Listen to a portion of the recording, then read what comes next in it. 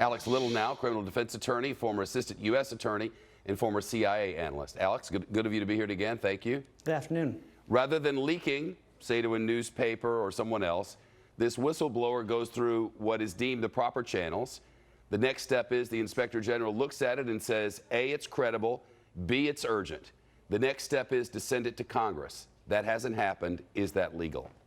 It's not what the law says should happen, but here there's sort of a hole, and the hole is apparently if the whistleblower is making accusations about the President of the United States, which appears to everybody to be the case, the administration has taken the position that it's outside of the purview of the Inspector General because the President is not part of the intelligence community. It's an argument that has some logical sense to it. It certainly doesn't have much practical sense, and it raises the question of when someone in the administration finds evidence or believes the President has acted in a manner contrary to U.S. interest and potentially illegally, who's he supposed to tell? But he's supposed to do, as prescribed by the law, as put into effect after 9/11, this is how it's supposed to work, isn't it?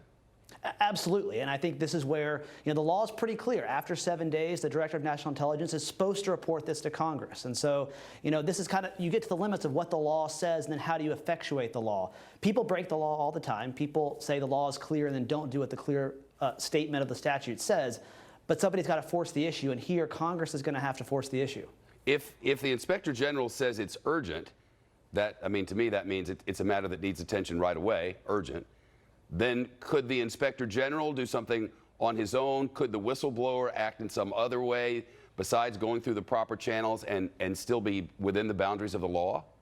That's what they're going to have to argue. I think the Inspector General is in a terrible position, and he did an unusual step. This is not the normal practice. He tells Congress that there is a complaint. He doesn't tell Congress the substance of that complaint. That's not normally how it happens. Normally he tells the DNI and says, I'm going to send information to Congress, and then he sends it to Congress. And so he's trying to get protected. So the whistleblower is trying to get protected.